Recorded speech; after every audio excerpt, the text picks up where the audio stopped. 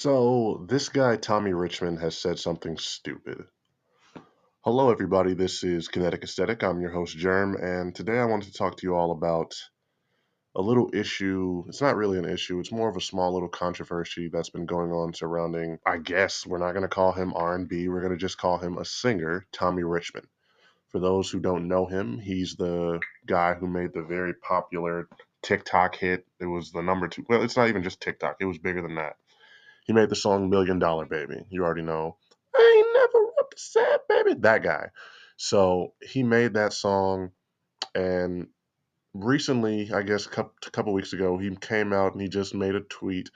He ended up deleting it, but it pretty much came out and said, "I'm not a hip hop artist," and it's it's sort of funny. I saw it when it happened. I saw it when it happened initially, and just waiting until now because recently, after he did this, and he got the flack for it, he came out, he clarified, he said, I'm not solely a hip hop artist, and I'm gonna get into why I sort of can understand what he meant by that, but also why it was dumb for him to say this shit in the first place. But he came out and he said that only for him to just now submit his songs for in rap categories for the Grammys. And it just brings up this idea of, why is it that you motherfuckers love to use the culture and use black art and black media when it suits them, when it can further benefit them for capitalist gain or anything like that. But then when it comes down to it, they just sort of look down on it. They don't want to just be boxed in as that. And maybe I'm being touchy on Tommy Richmond, but it sort of just it feels so similar to Post Malone.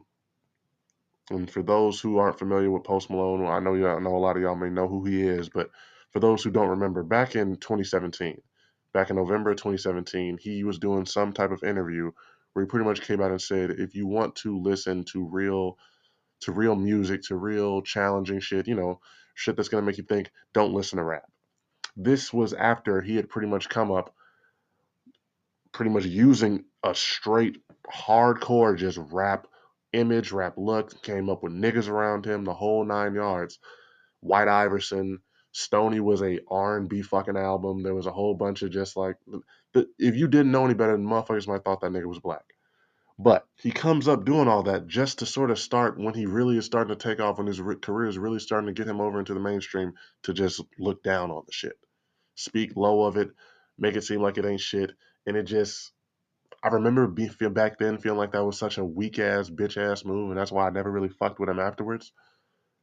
And it's sad that I'm starting to feel the same way. And I know maybe he didn't mean it like that, because Tommy Richmond, he'd have to be pretty fucking stupid to understand why he wouldn't like be a culture vulture if he is trying to do that.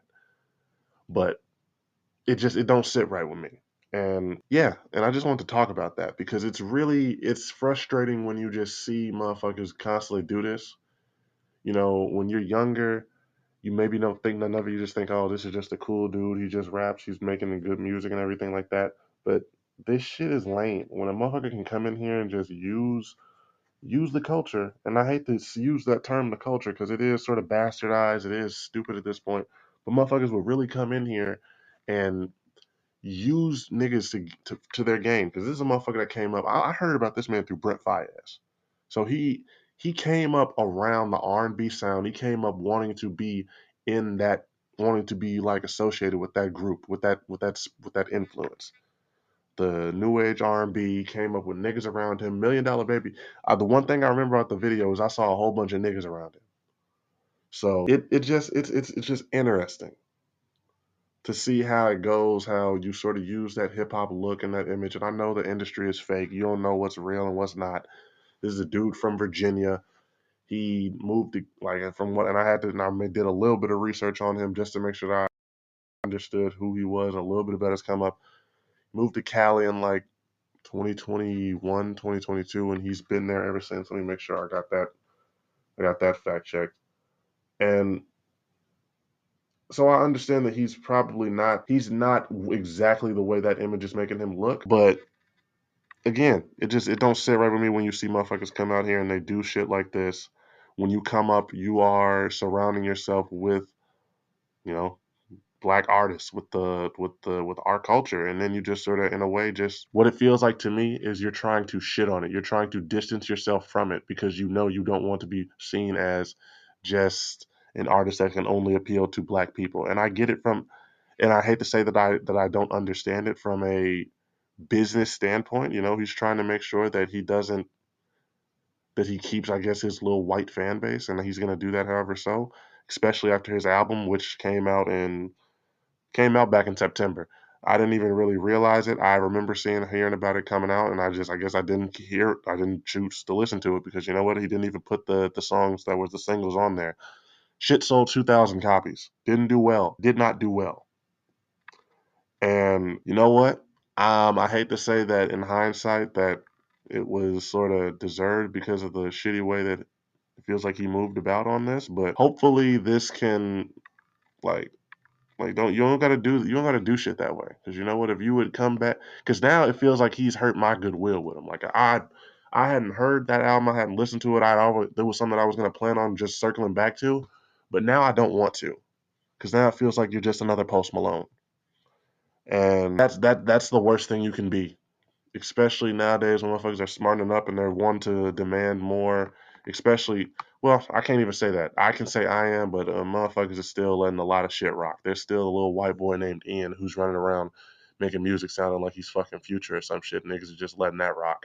So it really does come down to just, I guess this shit don't matter. This shit, people just, this shit is wrestling. I heard Babyface Ray say it one time. This music shit fake, whole rap game feel like wrestling. Something like that he said, and you know what? This shit is the truth. This shit is not real. None of these niggas is real. All this shit is an illusion. These is gimmicks. So I guess I have to just realize that, and I guess that's the whole lesson of this video. These rap niggas and everything they do is gimmicks. Don't buy into the image. Don't think motherfuckers is cool. Not that I, and I'm not, and again, I'm not somebody that was really that huge of a fan of Tommy Richmond. But I was fucking with him. I was fucking with the sound. I was fucking with what he was doing and everything like that. And now it just makes it, hey, it just feels like a little sour taste in my mouth. Next thing you know, the nigga gonna be coming out playing a banjo, trying to make country music now.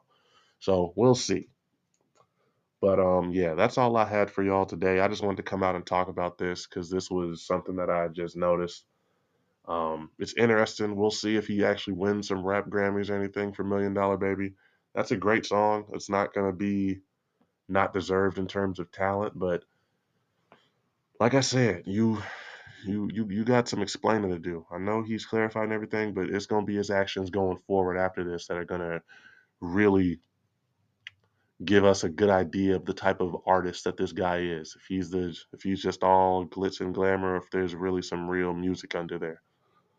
But yeah, this has been Kinetic Aesthetic. I am Germ, and I hope all of you have been having a wonderful rest of your day and have an even better one after listening to this. Peace.